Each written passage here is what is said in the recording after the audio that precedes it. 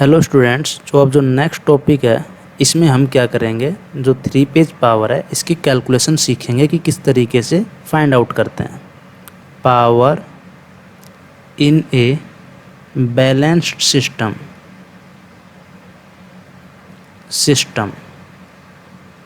अब balance system का मतलब आपको समझ में आना चाहिए कि सोर्स एंड लोड दोनों क्या है, बैलेंस्ड। तो यहाँ पर बात कर रहे हैं वाई कनेक्टेड लोड की। जैसे यहाँ पर मान लीजिए ये एक वाई कनेक्टेड बैलेंस्ड लोड है, ठीक है। तो यहाँ पर कुछ इस तरीके से अज्यूम कर लेते हैं और जो इम्पीडेंसेज हैं उनको मान लेते हैं z at an angle theta. और यहाँ पर भी फिर क्या होगी, z at an angle theta. इस पॉइंट को नाम दे रहे हैं कैपिटल ए, इस पॉइंट को नाम दे रहे हैं capital B and capital C. यहाँ पर न्यूट्रल कैपिटल एन। तो यहाँ पर हम अज्यूम कर रहे हैं कि जो वी ए एन है ये क्या है, V M cos of omega T. आप साइन भी अज्यूम कर सकते हैं, ठीक है।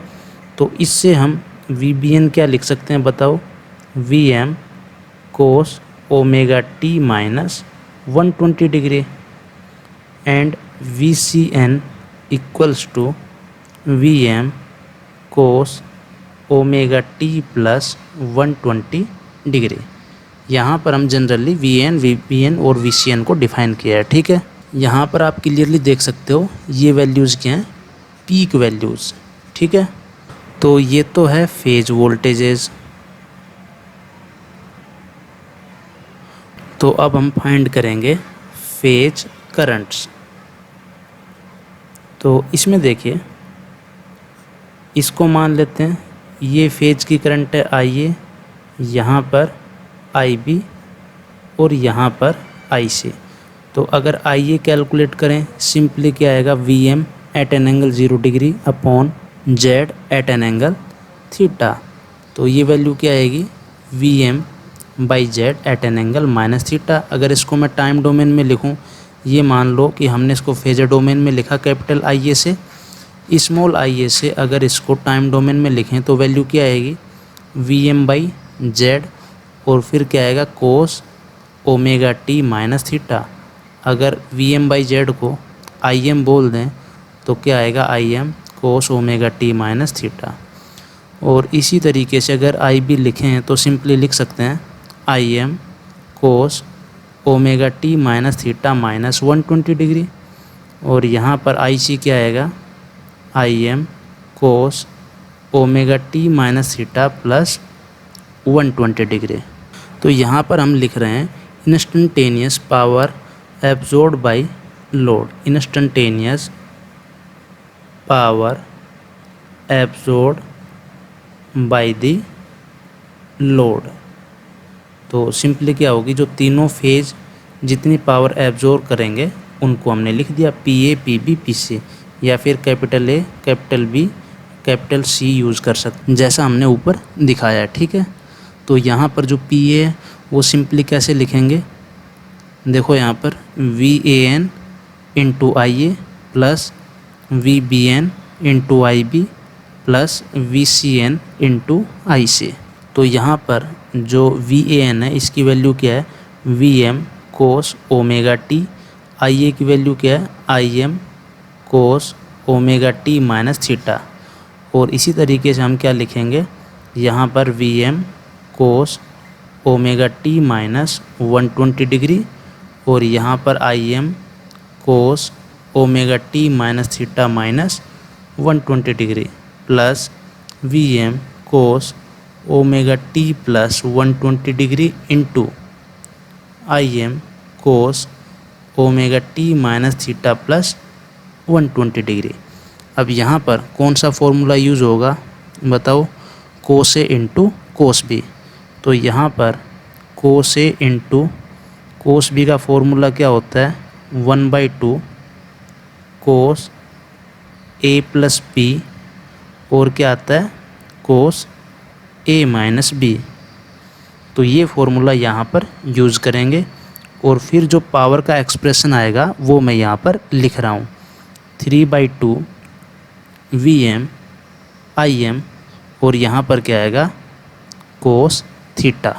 ठीक है, तो ये आपको याद रखना है। यहाँ पर आप कैलकुलेशन इजीली परफॉर्म कर सकते हैं। और इसको क्या लिख सकते हैं बताओ, 3 Vrms Irms cos of theta. तो यहाँ पर जो मेन चीज़ है वो क्या है, यहाँ पर Vrms एंड Irms ये क्या हैं, RMS वैल्यूज़ तो हैं, RMS values of phase quantities. यहाँ पर जो हमने करंट और वोल्टेज जो अज्यूम किए हैं वो किसके किए हैं, फेज के।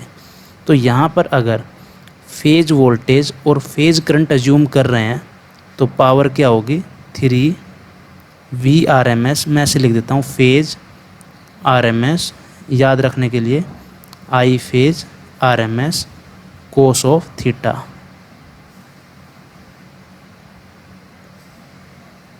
और अगर हम लाइन वैल्यूज़ यूज़ करें, लाइन वैल्यूज़, तो पावर क्या आएगी, √3, यहाँ पे तो RMS वैल्यू ही आएगी, इनटू कोस ऑफ थीटा। अब ये कैसे आएगी, देखो यहाँ पर इंट दे रहा हूँ, एक्सप्लेन ही कर देते हैं। देखो यहाँ पर देखिए जो पावर की वैल्यू है ये क्या है, √3 V phase RMS into I phase RMS into cos of theta. तो यहाँ पर अगर मैं वाई कनेक्शन की बात करूँ, यहाँ पर जो लोड है वो वाई कनेक्टेड है। ठीक है, तो इस केस में जो VL RMS है वो सिंपली किसके इक्वल होता है, √3 यहाँ पर V फेज RMS। ठीक है, और यहाँ पर सिंपली क्या आएगा, 3 है ना, 3 V फेज I फेज और दोनों के RMS value into cos of theta. तो यहाँ पर अब हम किस तरीके से इसको फाइंड आउट करें, देखो यहाँ पर अगर V फेज RMS की वैल्यू लिखें in terms of VL RMS तो क्या आएगी, VL डिवाइडेड बाई √3। तो यहाँ से पावर क्या आएगी, 3 into VL RMS divided by √3 into, अब देखो जो वाई कनेक्शन है उसमें फेज की RMS वैल्यू और लाइन की RMS वैल्यू सिंपली क्या होती है, इक्वल। तो यहाँ पर हम लिख सकते हैं IL RMS cos of theta. तो ये वैल्यू क्या आएगी, √3 VL RMS IL RMS cos of theta. तो ये ही फॉर्मूला यहाँ पर लिखा हुआ है। अब यहाँ पर लोड चाहे डेल्टा कनेक्टेड हो या फिर वाई कनेक्टेड हो, उसमें पावर की वैल्यू क्या होगी, simply √3 VL RMS IL RMS cos of theta. इसको हम बोलते हैं रियल पावर।